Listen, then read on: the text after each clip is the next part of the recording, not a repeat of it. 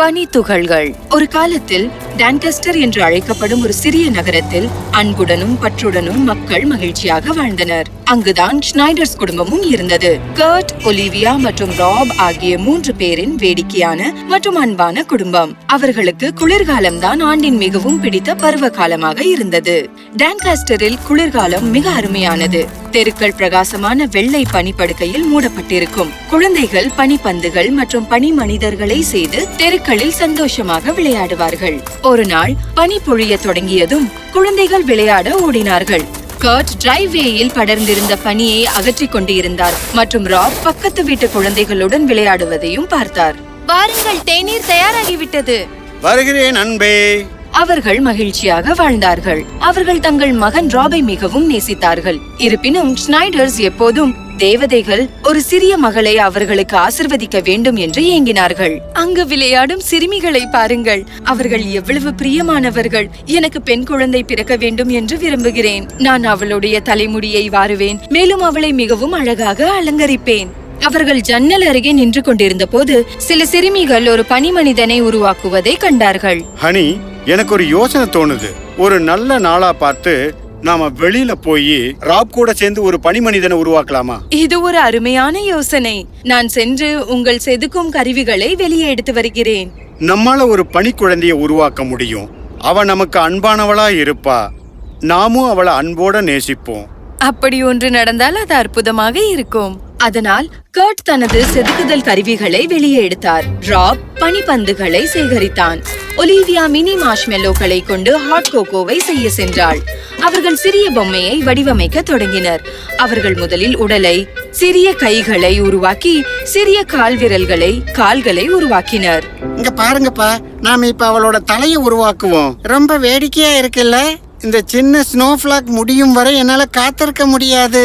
Snowflake, அப்படிதான் நாங்களும் அவளுக்கு பேர் வச்சோம். பின்னர் அவர்கள் அவளுடைய கன்னத்தையும் ஒரு அழகான சிறிய மூக்கையும் செதுக்கி 2 அழகான கண்களை உருவாக்கினார்கள். உதடுகளை கவனமாக செதுக்கினார். பிறகு அவள் தயாராகினாள். அப்போதே பனிப்பொழிவு நின்றுவிட்டது. மேகங்களின் வழியாக எட்டி பார்த்தபடி சூரியன் வெளியே வந்து பனி துகள்கள் மீது ஒளியின் கதிரை கொட்டியது. திடீரென்று ஒரு சிறிய மூச்சு வந்தது. கர்ட் ஆச்சரியத்தில் திரும்பி விழுந்தார். ராப் உற்சாகமாக சத்தமாக கத்தினான். அம்மா, அவள் உயிரோட இருக்கா! என்ன அதிசயம்! என்ன இது? ராபின் கண்கள் அவளை சந்தித்தது. அவள் உதடுகள் ராஸ்பெரிகளை போல சிவந்து இருந்தது.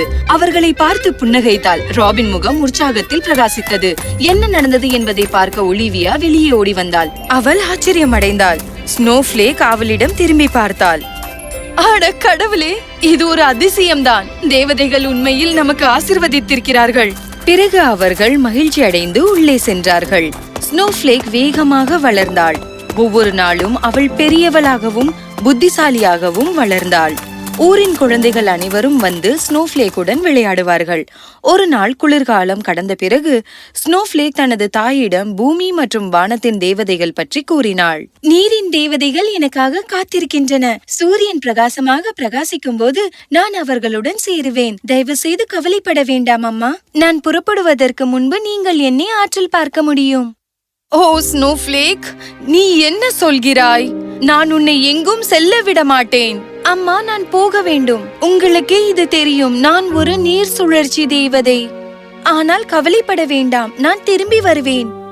ஆனால் நீ எங்கு போவாய்? நான் ஓடையில் பாய்ந்து ஆற்றில் நீரை நிரப்புவேன். ஊரில் உள்ள அனைவருக்கும் தண்ணீரை குடிக்க கொடுப்பேன். ஆனால் செல்லமே, நான் சொன்னது போல் கவலைப்பட வேண்டாம் அம்மா, நான் திரும்பி வருவேன். அடுத்த நாள் காலையில் ஸ்னோஃபிளேக் மற்றும் ராப் ஆகியோர் தங்கள் நண்பர்களுடன் ஆற்றின் அருகே விளையாட சென்றனர். அவர்கள் விளையாடியும் புல் மீது பாடலை பாடியும் காலையை கழித்தனர். சூரியன் பிரகாசமாக மாறிய போது ஆற்றங்கரையில் அமர்ந்து ஸ்னோஃபிளேக் உருகத் தொடங்கினாள். சிறிது நேரம் கழித்து அவள் உருகி ஆற்று தண்ணீராக மாறினாள். ஏய் ஸ்னோஃபிளாக், எங்க போன?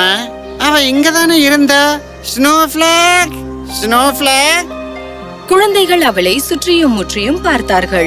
ஆனால் அவளை எங்கும் காண முடியவில்லை. அப்போது ராப் யாரோ கூப்பிடுவதை கேட்டான். Rob, Rob. அது ஸ்னோஃபிளாக் மாதிரி தெரியுது. நானும் கேட்டேன்.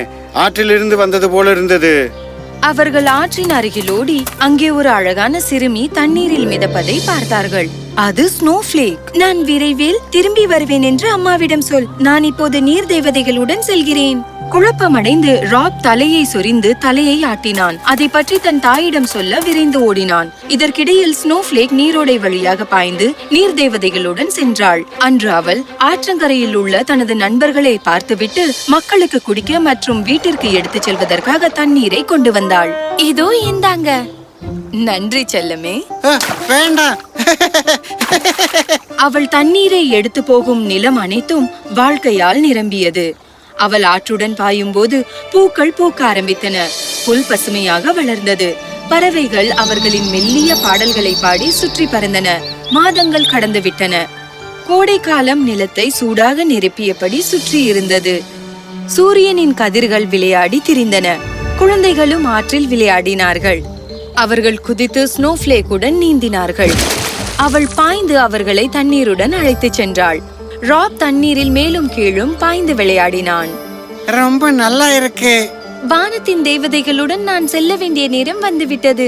இங்குதான் நான் ஆவியாக மாறி வளிமண்டலத்தில் செல்ல போகிறேன். நான் காற்றில் பறந்து காற்றோடு பாய்வேன். ஆனா நீ ஏன் போகணும்? எங்களோடயே இருந்து எங்களோடய விளையாடலாமே. நான் போகவில்லை என்றால் காற்று வீசாது.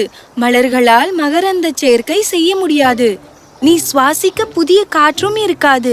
கவலைப்படாதே, நான் மீண்டும் விரைவில் வருவேன். பிறகு ஸ்னோஃப்ளேக் ஆவியாக வானத்தில் மேலேறி மரங்கள் வழியாக சென்றாள். அவள் தென்றல் காற்றை வீசிக்கொண்டு சென்றாள். கர்ட் புல்வெளியை வெட்டி கொண்டு இருந்தார். அவருக்கு எதிராக ஒரு லேசான காற்று வீசியது. அவர் மேலே பார்த்தார். ஸ்னோஃப்ளேக் காற்றில் மிதப்பதை ஆச்சரியமாக கண்டார். வணக்கம் அப்பா. ஓ வா வா குழந்தை. ஒலிவியா, இங்க யார் வந்திருக்கிறதுன்னு பாரு. ஓ என் அன்பே, உன்னை பார்க்க நான் ஆவலாக இருந்தேன். ஓ, காற்றோடு பறப்பது எவ்வளவு வேடிக்கையாக இருக்கிறது.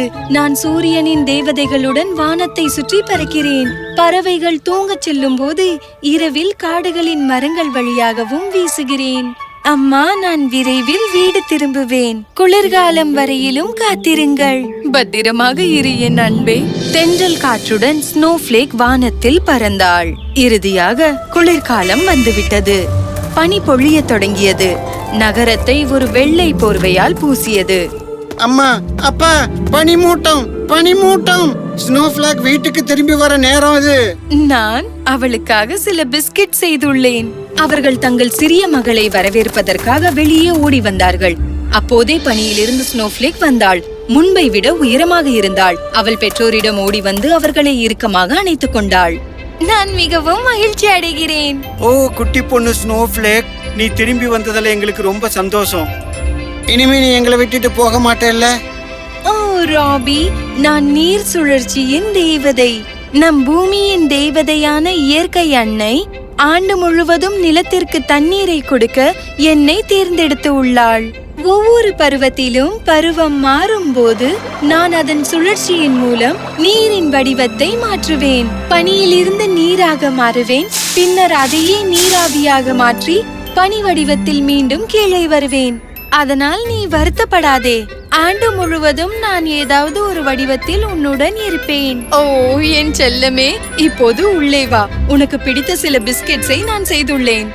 பிறகு அவர்கள் உள்ளே சென்று தேநீர் மற்றும் பிஸ்கட் ஆகியவற்றை சாப்பிட்டார்கள். ஸ்னோஃப்ளேக் தொடர்ந்து டான்காஸ்டரின் மக்களின் வாழ்க்கையில் நீரை வழங்கும் தேவதையாக மகிழ்ச்சியை கொடுத்து கொண்டு இருந்தாள்.